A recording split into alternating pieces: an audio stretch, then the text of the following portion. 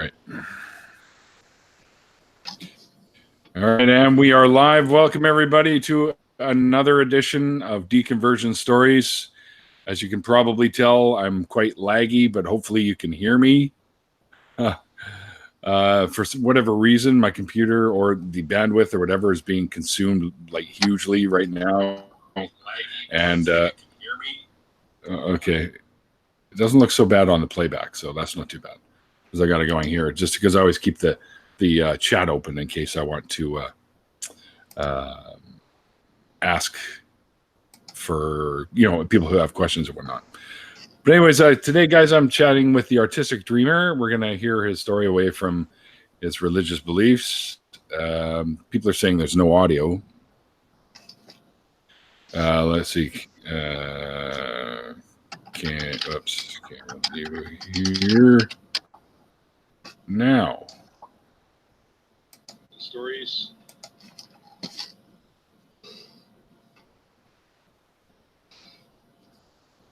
Okay, we're good. Yeah. It looks like we're good. It sounds like it's coming through there. All right, so like I was saying before we got going here and working out these issues, just take us back to the beginning, when you first sort of started having your doubts and the pathway or journey rather that took you to where you are today as an atheist. Well, it's kind of interesting because I've always struggled with belief. I've always struggled with the faith. So, in some ways, the argument can be made that I always was one. I just didn't realize it. What ended up happening was I ended up in the ministry. This was, 14 years ago or more. I was in my mid-20s. And there were a series of events that occurred when I was in the ministry. Some of those were some annoying questions asked by atheists. And so I put out, so I'm like, okay, I'm going to prove these guys wrong. I struggle with my belief. I definitely have what I later learned was cognitive dissonance when I deal with that, with some of their questions. And it's just, oh, no. But what ended up happening was I'm like, okay, I'm going to answer these questions and let's start researching.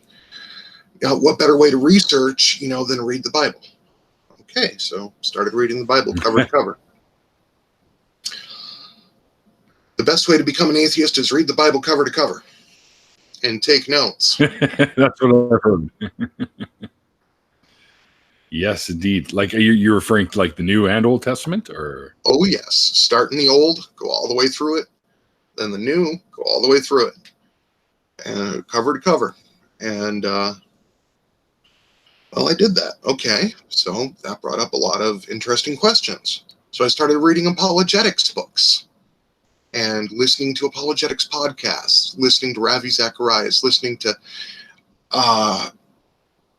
anybody that I could get my hands on, William Lane Craig, anybody, Answers in Genesis, just trying to get answers to these questions. And, well, I didn't get answers to my questions. I got logical, I won't use my usual term for it, because I know that YouTube's been cracking down a little bit. Let's say logical circular reasoning. Right. And the more that I looked into this, the more that I looked into contradictions, the more that I looked into the authority of the Gospels, the more that I looked into the prophecies that Jesus was supposed to have fulfilled. Everything from Case to Christ to, I went through so many books, and it took about 5 years. And as those 5 years passed, I kept getting more and more distant from my faith. And when I started to struggle with my faith really big time and started to realize these inherent issues with the Bible and everything, I went on sabbatical. I said, okay, I'm going to stop ministry for now. And I just kept research and kept looking at it. And I get accused of, having read, like Dawkins and Hitchens and Harris and everything like that. And the truth of the matter is that I didn't even read any of these guys until about 2 years ago. So actually, it's right. been about 7 years since I started my journey. Now, so about 2 years ago, I finally started reading Hitchens and getting into his, debates and different talks and stuff. And, and it just made absolute sense. And I finally came out as an atheist. And I'm like, okay, this monotheistic. Wait, this was how long ago? This was about 2 years ago. I've been it? on Twitter about 2 years now. And okay. I ended up coming on Twitter right around the time that I was coming out as an atheist. And so that's been about 2 years. So about 7 years since I started researching everything. I know I said 5, but I've been saying 5 for 2 years, and that's not true. It's 7. I keep forgetting to add the 2. And so I just, by attempting to prove Christianity, I disproved it to me. And as a result, and then starting to think about, the questions, there went Islam, there went all the monotheistic stuff. And it's just completely out. So, for a while there, I'm like, okay, this is awesome. I was one of those overzealous atheists at the beginning, but I've calmed down a lot since. It happens, I think, to a lot of people. That sort of attitude pops out when you find your way free. Yeah, it is, because there is a lot of pent up frustration and emotion and even anger when you realize that you've been lied to for so long, and that all of this stuff is the truth. Now, I do want to point out that some people who might see this or look at my timeline will notice a period where I was really into the pagan faith as well. I felt like there was something missing in my life, so I tried to seek it out. And I found out that it wasn't missing at all. Me personally, I mean, I've got no problems.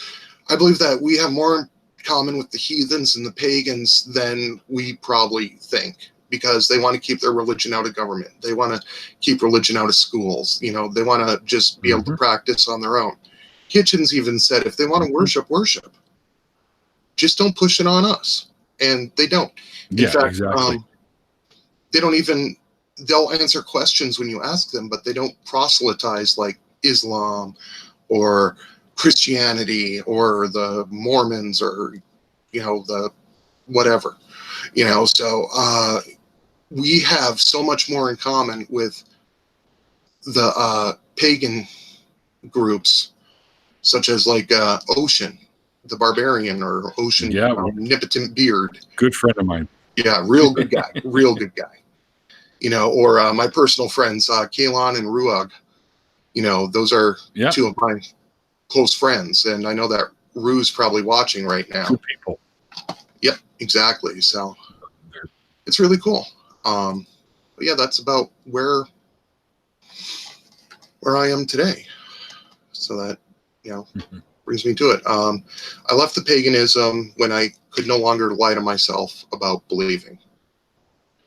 I just don't believe in gods at all. So now, what about the rest of your family? Are they quite into the whole religion thing, or and if they were there any ill side effects from you sort of leaving? My mom has disowned me, along with my stepfather. Really? Yes. Wow. I'm sorry, man. That's, atheism was a huge part of that. I call her my ex-wife. We've been separated for a very long time and haven't been married for even longer. And the divorce is so close to being final. I'll be glad when that's done. She just couldn't handle it either. I lost a very large part of my family, especially on my mother's side, when I became an atheist. It was just, that's that. He's gone around the bend kind of situation. And, I leave myself open to reconciliation with my mother and my stepfather. I just don't see it happening. I wished her a happy Mother's Day. She said, thank you. And then about a half hour later, have you come back to the reality of Christ yet? Just, no. I had to answer that no, and haven't heard from her since. So, there's, wow.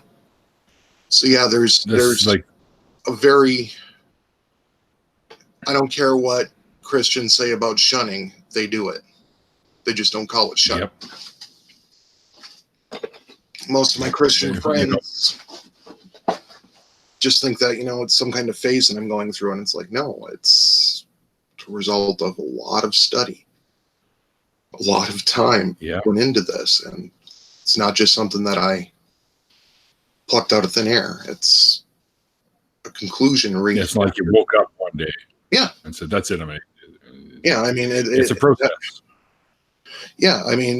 So many people seem to think that that's how it works. We just wake up one day. Okay, I don't believe anymore. No, there's a series of steps in a lot of cases. There are people who have never believed. There are people who once believed. And there are people who still believe that will, come away from it in the future. So, we can hope. My least favorite thing that they use is the no true Scotsman fallacy. The you were never saved in the first place. Yeah, or you weren't a true Christian or a true exactly. Whatever. There are so many ways that they say it, and then of course they bring up, you chose, I'd rather choose just on the off chance that God's real, that I accept Jesus. Exactly. And that's it's another one of their favorites. Mm-hmm.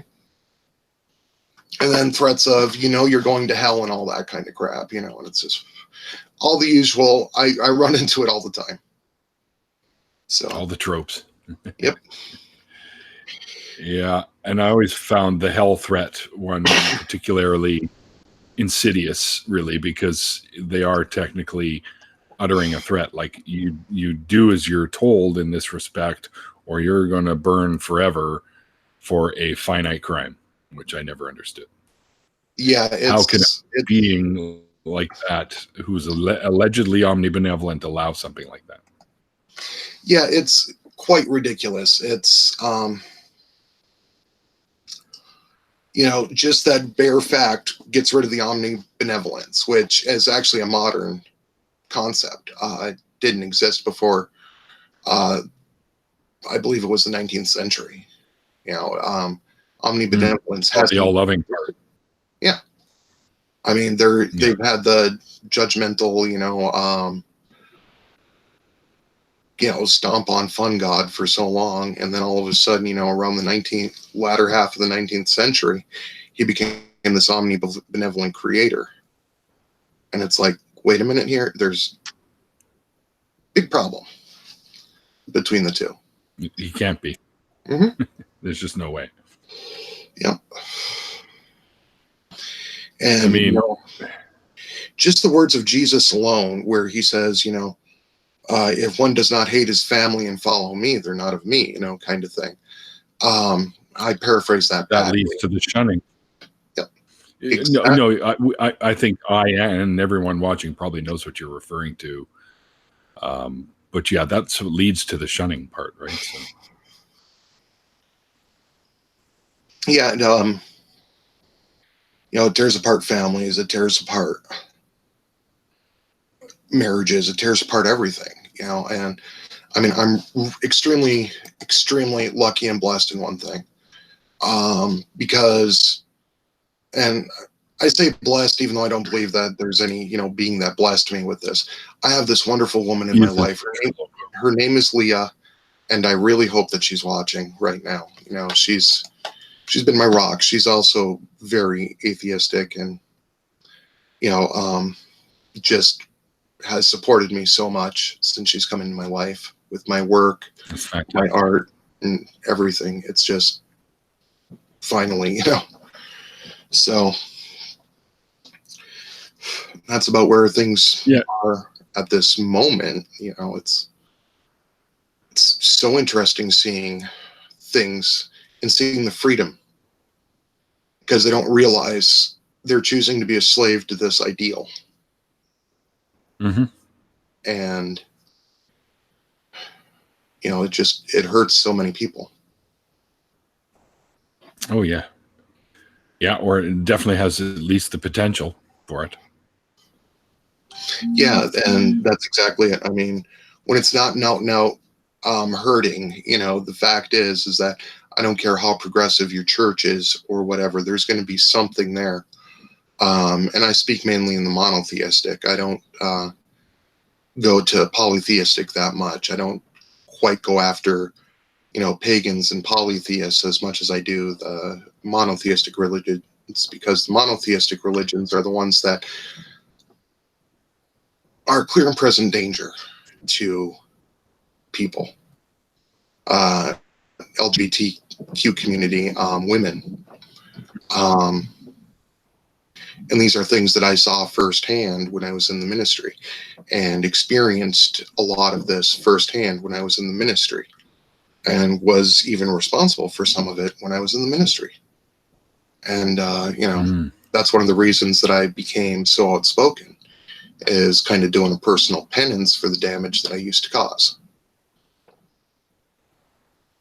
Okay. I was going to ask you, how did you sort of deal with knowing that you had caused some harm while you were a believer?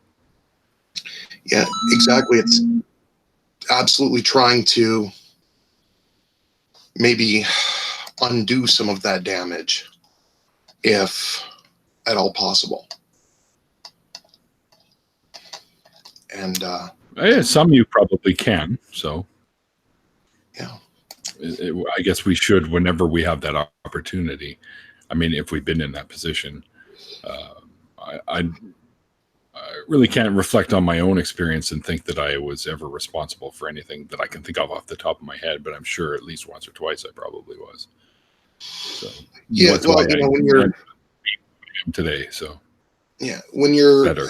extremely active in the ministry, it's easier to think back and go, oh, there's one of those situations right there.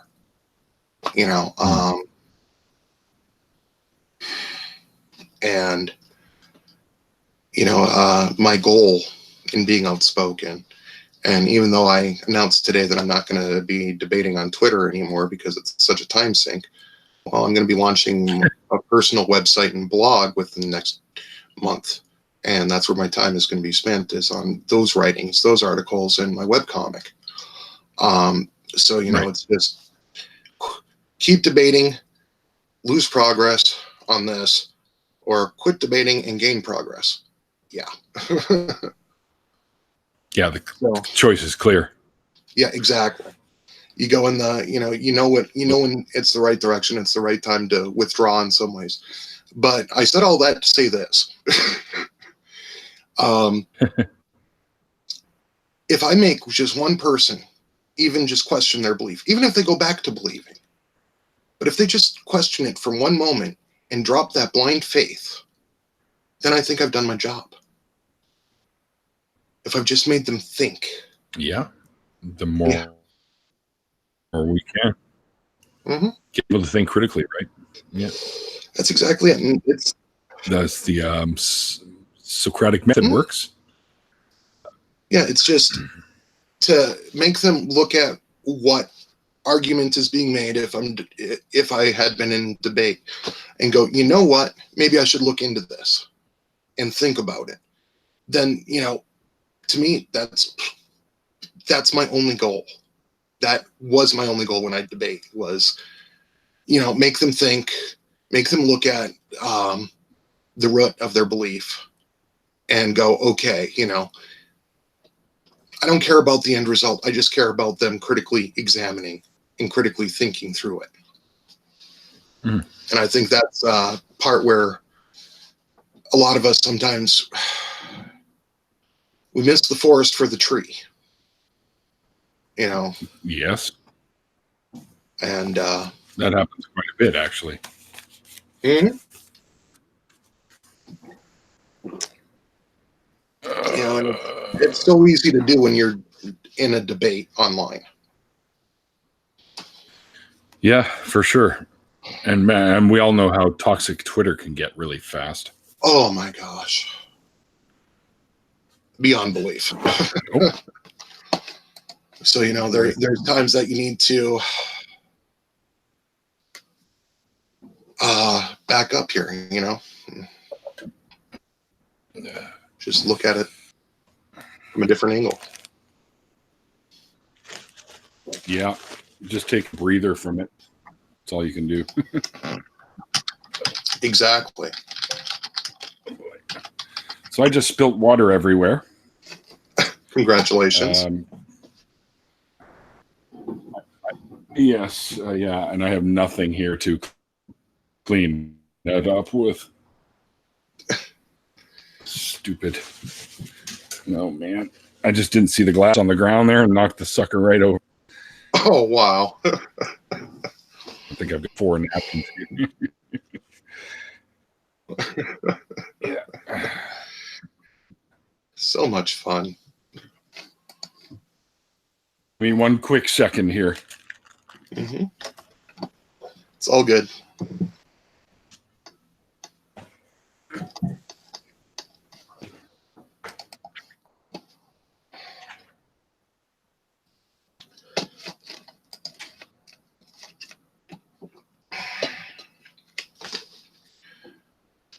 Oh, I see figurines. That's right up my alley.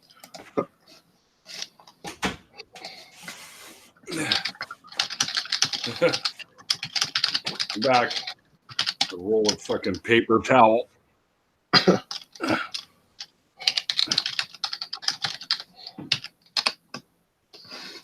Unintentionally turning my bedroom into a swimming pool. That must have been one hell of a big cup.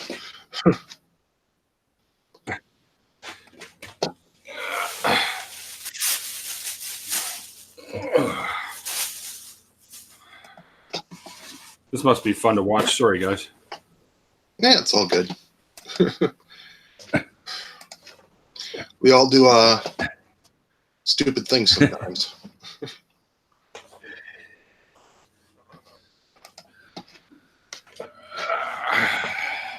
As No Sacred Cow says, we can dress you up but can't take you out except maybe with a shotgun. Yeah, exactly. You can't even dress me up because I don't even own any nice clothes. Neither do I. Jeans and t-shirts, man. Yep, me too. That's exactly it. I got rid of all my dress clothes when I left the ministry and haven't looked back. I am quite happy being comfortable. Yep, exactly. Oh, of course, shit, I mean, getting on my books. Oh, book abuse. Sorry. That's the worst. I know. I should see the bloody mess you make while eating tempura. The stream significantly improves when Neil fucks up. What? Yeah. Screw you guys. I'm going home. Wait. The interpretive dance segments need work. I like these people in the chat. They're perfect. Yeah. With friends like one of them is. Yeah. One of them, No Sacred Cows, is from my neck of the woods, so we actually meet up quite often. So that's why he knows that you make such a bloody mess when you're eating. Yeah. Well, we often go for sushi. Mm. That explains it. Yeah. So yeah. Yeah, and I'm quite the mess maker at these things. So. Yeah. Yeah. Nice day. I am a complete and utter klutz in real life, as my partner in life and love can attest to. Well, now you know. So am I. Yep. Okay. Large body in a small confined space doesn't work very well. That's exactly it. Well, I'm 6'7", and the ceilings are about 6'2" in my apartment. Dude, you're 6'7"? Yes, I am. Holy fuck! I thought I was tall when I put my boots on, and I hit 6'5". Holy shit! Yes, I'm 6'7", and you want to see Gandalf in a hobbit hole? Come see me in my apartment. I like the analogy. That's great. Yep. It All works right, too. the water dilemma has been taken care of. Okay, and that ends the entertainment section of this show. The unintentional entertainment section. Oh, that's the funniest. Well, that's because I went to reach for a book that I don't know if you've checked it out yet, because you were talking to people about their beliefs and making them think critically and stuff like that. And it's one from Peter Boghossian, A Manual for Creating Atheists. And it talks about. I got to read that one. It's very good. He has a new one out as well, along the same sort of lines. It's the epistemology, the Socratic method, that kind of thing.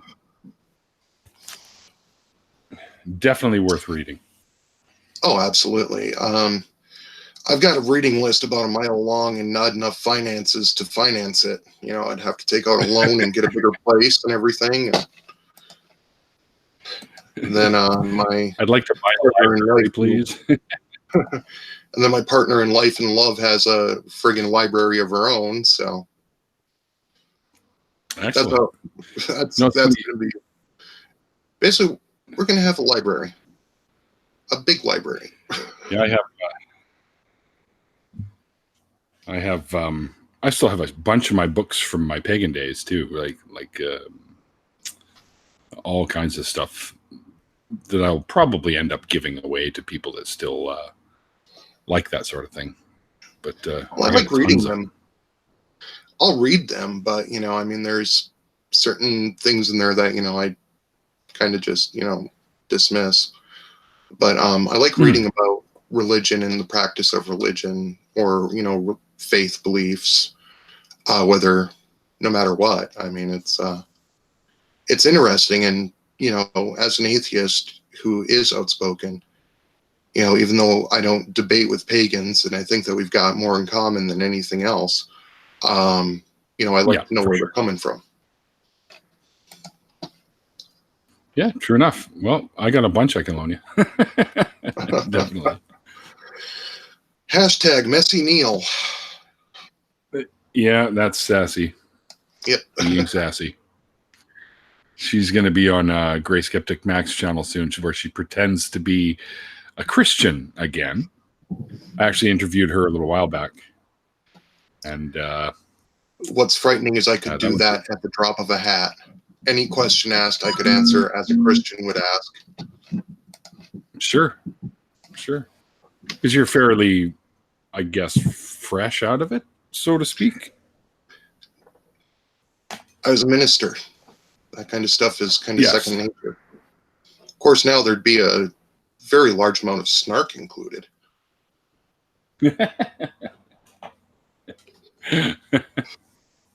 So you're making me jealous, man. I'm a smoker too, and I can't smoke inside because it's a non-smoking building that my roommate lives in.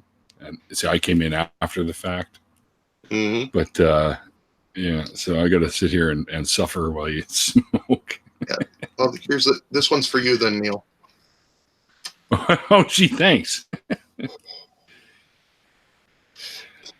It's a good thing that the lagginess isn't as bad on the live feed that it is right here, because to me I look like I'm barely moving, and it looks like a little bit better on there. Anyways, suffer you. Yeah. Oh, thanks. Yeah, thanks, Chris. Thanks a lot. Oh, that is hilarious. So, any other questions that you have, or?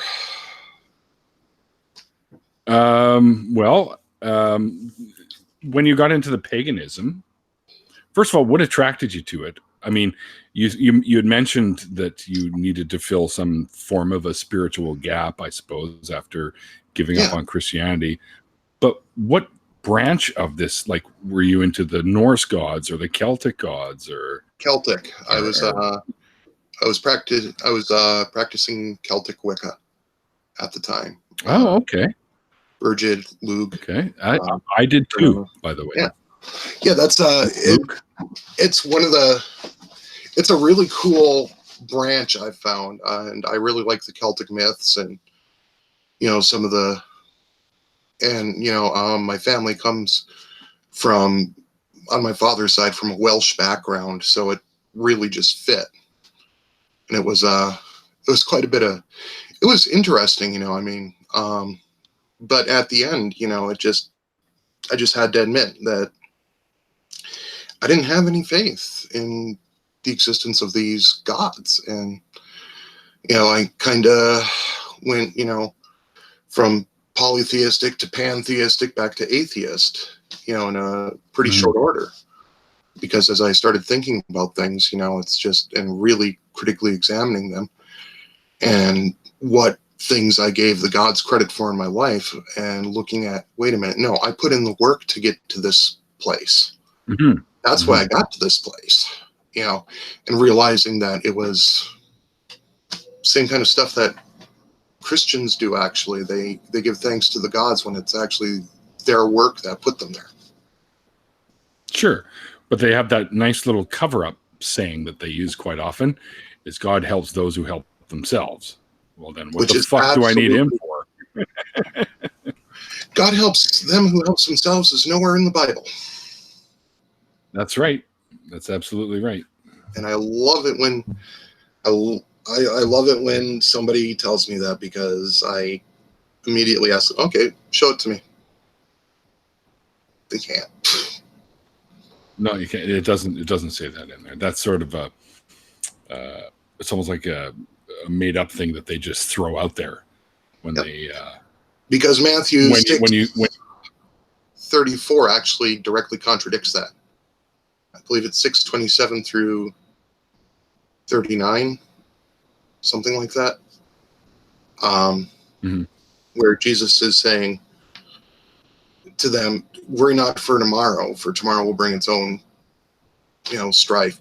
Worry not for your clothing. Behold, the flowers of the field, are they not arrayed brighter than Solomon? And it's just like, it's completely against everything that they teach. And it's hilarious when they confront that and they wait a minute, okay. So Jesus said that, Paul said this. Yeah, now you're getting the picture. There's two different doctrines in the New Testament. There's the Jesus doctrine and the Pauline doctrine. Who are you following? It is so hilarious. Yeah, there's quite a few contradictions in the canon of the Bible, Old and New. So I think was Seth Andrews was mentioning in one of his books that there's like over 140 of them in just the New Testament alone. Exactly, and that's not even including the Old. Yeah, there's that the Bible Viz project where they list in a graphical way every single contradiction in the entire Bible, and it's just this. It's a beautiful graph, and then you can just go on each thread and find out what the contradiction is, and it's just this, beautiful, beautiful illustration of how absolutely screwed up this collection of books is.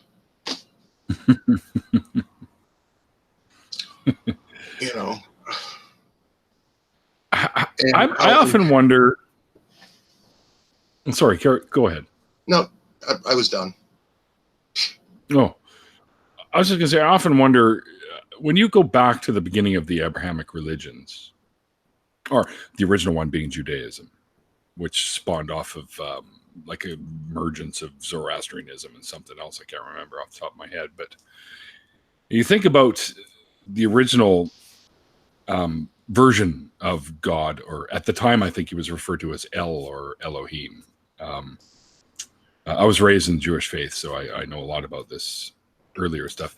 And it talks about him being the head of like a group of gods. And that's where the I am the one true God comes from. Mm-hmm. And that's apparently where his jealousy comes from. But an omniscient, omnipotent, omnipresent being should have no need for jealousy. He shouldn't have need for any emotions. A God that powerful wouldn't have any use for them.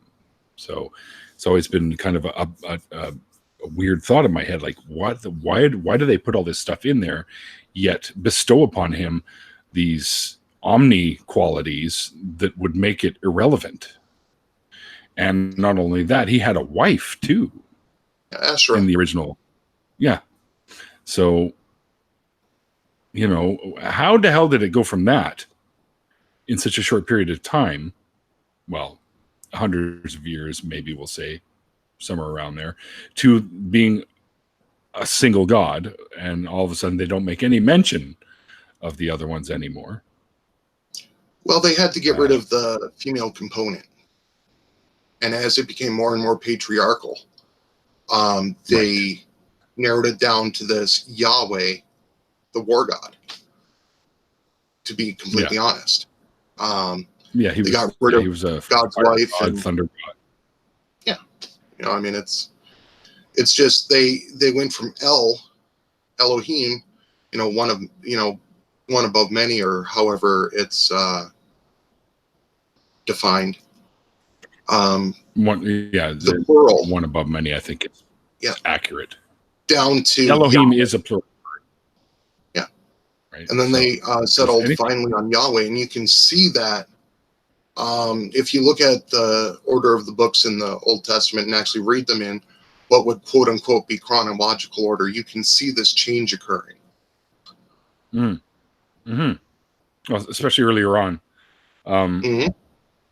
Because Yahweh is literally shows most of it. Actually, yeah. And Yahweh isn't actually spelled the way you're spelling it, Chris. It's literally, they're Hebrew letters, Yud, Vav, He, Vav, which is a way of saying God's name without actually saying it. So they use consonants. And there's Yud Vav or YHWH in English. So Yud He Vav He? Well, whatever. I can't remember now, but I know Hebrew, so yeah, and it got perverted to Jehovah later on through the Germanic influence. Yud He Vav He. Yeah, that's right. That's right. Mm-hmm. So yeah, literally the letter YHWH in English translation.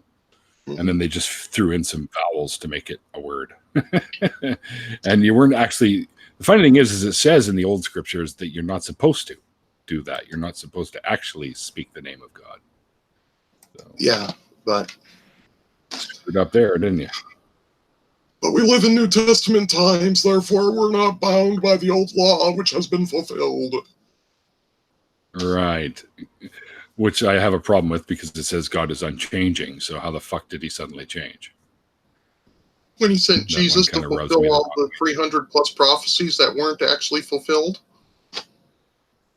Well, it's easy to write about fulfilled prophecies after the fact. So, oh, yeah, exactly. That's why you can have so many people claim to be prophets. Oh, I said something that can be twisted to mean this. You know, I mean, the whole Nostradamus thing, it's the same thing. It's confirmation bias. Sure, exactly. Yep. Yeah. You take these obscure sort of passages that are really generalized and vague, and you turn them into something. Yeah, exactly. Or you completely mistranslate, you know, born of a virgin actually meant born of a young woman. You know, Alma. And you lose that prophecy right off the bat. You know, I don't care how you try to spin it. You know, they lose that prophecy right away, which then negates about another, 50. And they don't realize that there's this domino effect that happens Well, okay, well, maybe maybe I'll give you that one, but what about these? Well, actually, that one's directly related to this one. So when you accepted that one as possibly true, then the rest of these are falling in order. Mm-hmm. And Mm-hmm. you start to see just the utter look of no. Deer in the headlights. Yep. And it's definitely, it can be a very entertaining thing at times. But like Dennett said, there is no easy way to tell somebody that they've wasted their life.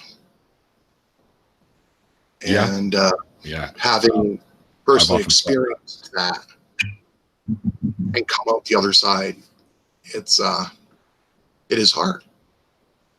And then you come to know reality, and it's just like, oh, this ain't so bad.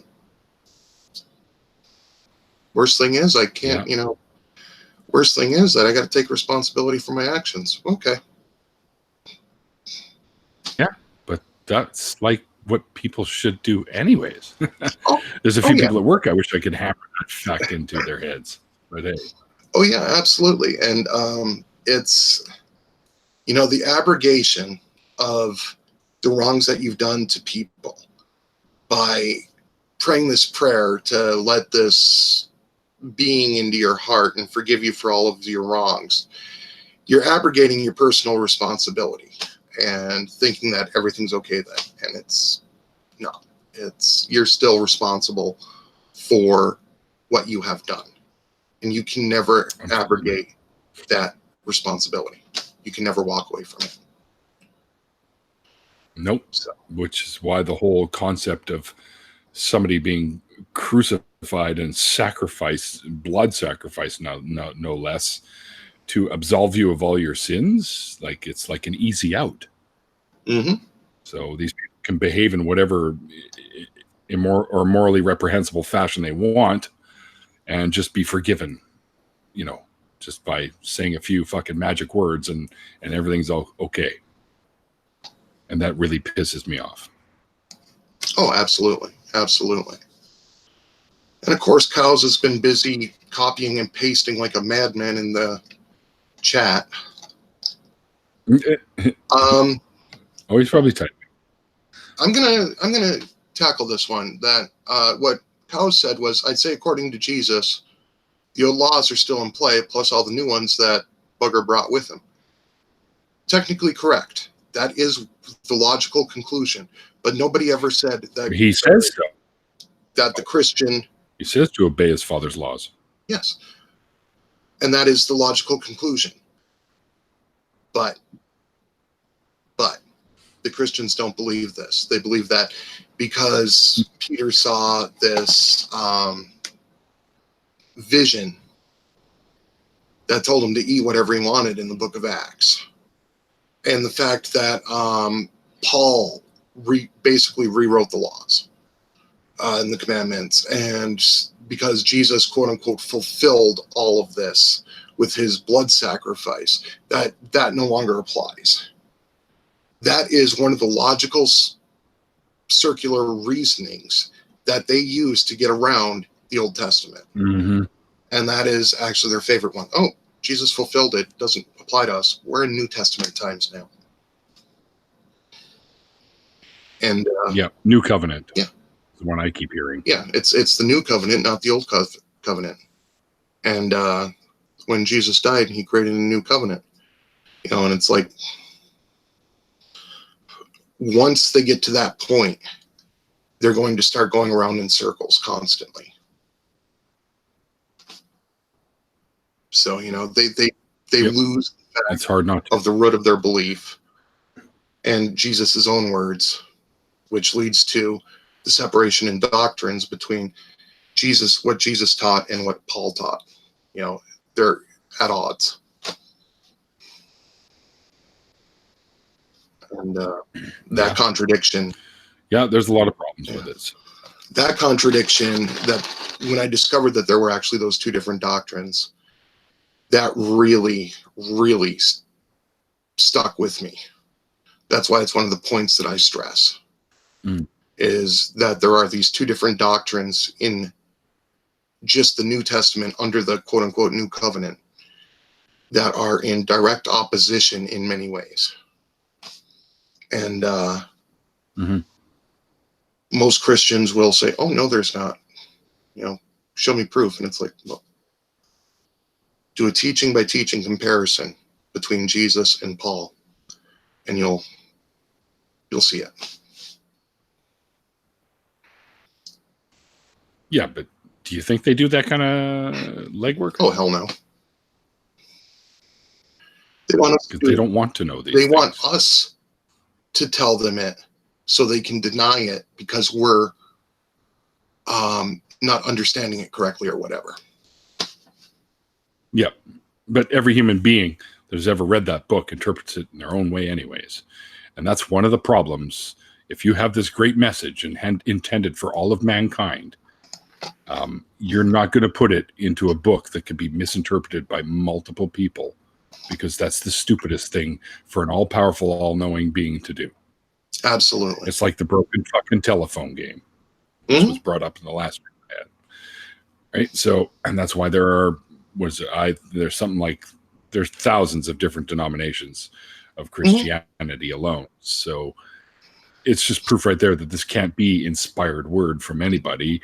It's inspired word from the imagination of man, and you're told that it came from some all-powerful being, and that you better behave or you're going to, be punished. And that's just ridiculous. Yeah, exactly. That's exactly it. So. I found a meme recently that said gods were invented out of a necessity to explain things we didn't understand.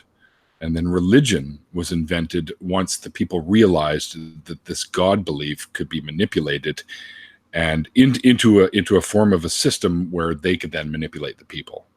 And that's how absolutely. Came to be. And in this day and age, politics, actually, we're seeing a lot of the same religious manipulation tricks used in politics, especially in the United States.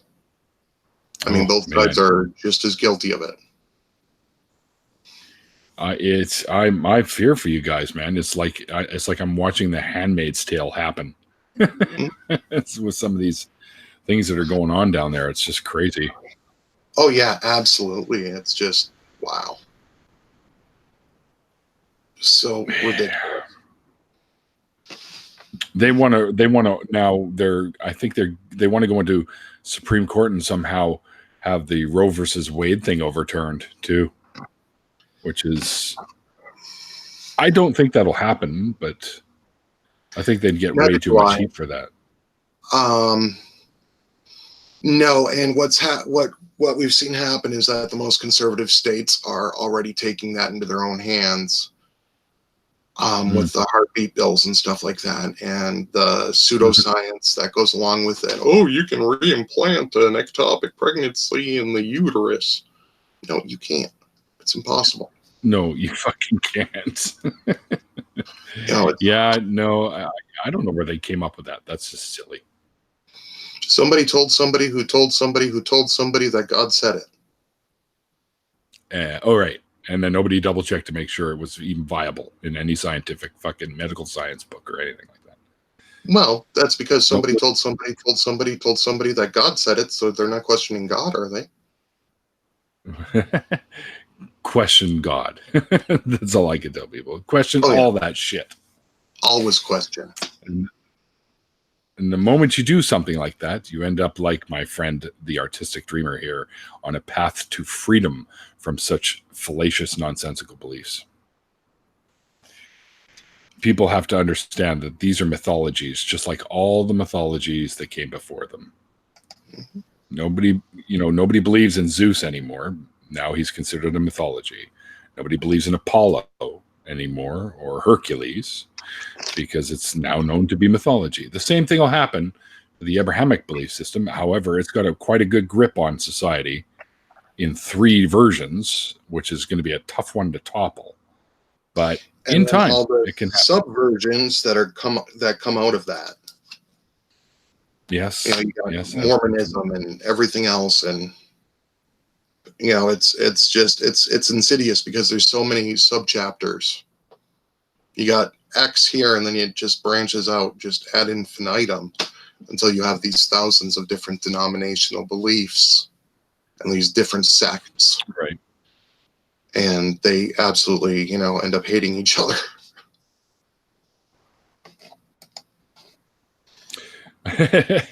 Ruach. Okay, he's in the chat. Or sorry. Actually, I don't even Ruach, know. that's my friend. And yes, there are people like that. And,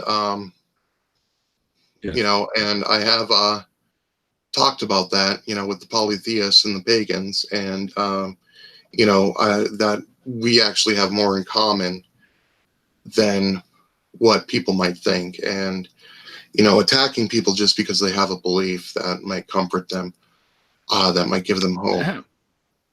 You know, if they're not damaging don't other attack people.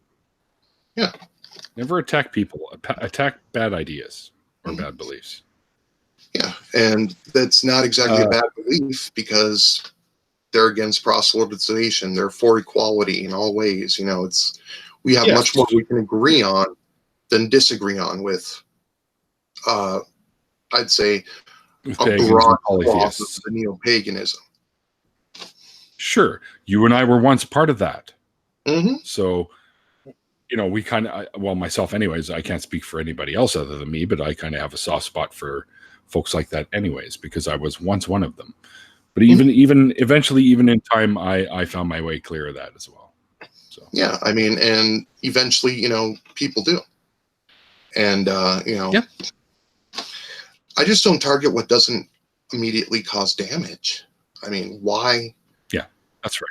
When there's so much more we can agree on, you know, why go after, you know, the one thing that, you know, just because they have the belief in the supernatural? You know, and I understand there are some people who have kind of a fundamental mindset, and you know, different strokes for different. Hey, I once believed too in the supernatural. I wanted to be a ghost hunter. Oh, I'm the kind that nobody ever wanted on ghost hunts. Yeah, I know.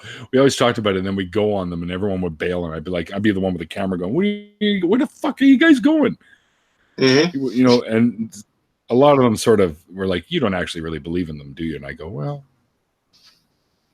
let's find out if there's something to this." And that was basically my whole spiel behind wanting to do that. It was to actually find out if there was anything actually there. And of course, nothing was ever found. Just a bunch of stuff that we could, you know, it's a lot like astrology and stuff like that. You basically attach things you like to things that you think could be, you know, it's all, yeah. Well, you know what I mean? Like we find what we're looking for. That's that cognitive bias, or that's that bias thing coming in there. Yeah, the confirmation bias again. Anyway, you know, if you go looking for ghosts, you're going to find them, kind of thing. Yeah, I mean, exactly. Do I believe that there's stuff that's not explained by science yet? Yes. Yeah, there's stuff that sure. science doesn't explain yet. You know, and there's stuff they don't even know like even exists. Now, things that there's elements that I have not found. I love this quote from Shakespeare. There are more things in heaven and earth than are dreamt of in your philosophy, Horatio. Yeah, yeah.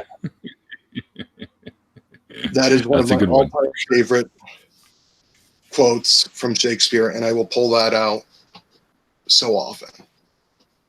Yeah. Yeah. Oh, yeah. Like, we're tiny little people on a average sized planet in an average sized solar system in a not so average sized galaxy in a seemingly endless universe. How the fuck much could we possibly know? And then look at our egos. Yeah, we've got this. But I guess that comes with being alive, I guess, is ego. Because we have, you know, ego is important. It's an evolutionary trait. So, I mean, it is it's all, that sense of self-importance is important for survival. So there you go. Absolutely. Yeah.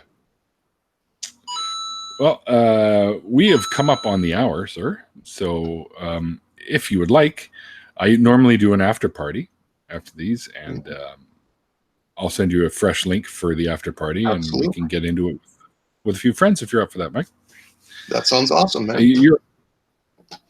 I'm assuming you're not afraid of me using your actual name because it's in your Google. I've doxed myself 6 ways from Sunday, so Me too. I have no issue with my real name being out there. Okay. All right. So yeah. Okay. So are you quoting Yakko Warner? Okay, I have no idea what you're talking. Oh, he's talking about something. Sacred Cow's talking about one of the cartoon guys from. I can't remember. That's freaking Animaniacs. That's it. Yeah. Neil keeps doxing me. You don't have a problem with that, though, Chris. So fuck you. All right. Well, thanks for chatting with me today, Mike. It's been a pleasure. Absolutely. And if I made you kind of rehash some harder to deal with stuff there with the whole family thing and stuff, I apologize, but it's something that it needs to be said. Sure, it used to hurt like hell, but now it's just like, okay, time dulls it. But it's just I hate that part of these things because it happens often, more often than people think, where family just kicks you to the curb because you're no longer a member of their quote unquote tribe. Mm-hmm. And it's sad, and it's heartbreaking to me because I'm lucky, that I still have all my family around. There's one or two that are kind of standoffish with me nowadays, but they don't ignore me and they don't disown me. They just don't want to talk about it. That's all. Mm-hmm. So I don't. But for the most part, I guess I'm one of the lucky ones, and I always, my heart just bleeds for people that have to go through something like that, because I can only imagine what it's like, because I've been lucky in a way that it hasn't been that way for me. So yeah, it is what it is. It is, exactly. You just make the best of it what you can, and as long as people understand that there is a support community out there, we're out there, and we're here for anyone that absolutely needs that sort of thing.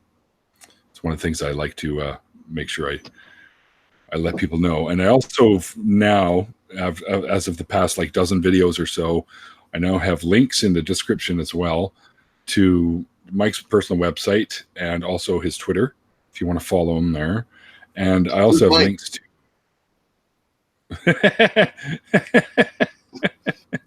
I don't know. Okay, we'll say the Artistic Dreamers Twitter is there, and I also have links to help websites for people that have found their way clear and are struggling. I have Recovering from Religion link, the Secular Therapy Project, and the Clergy Project as well. Links to those as well.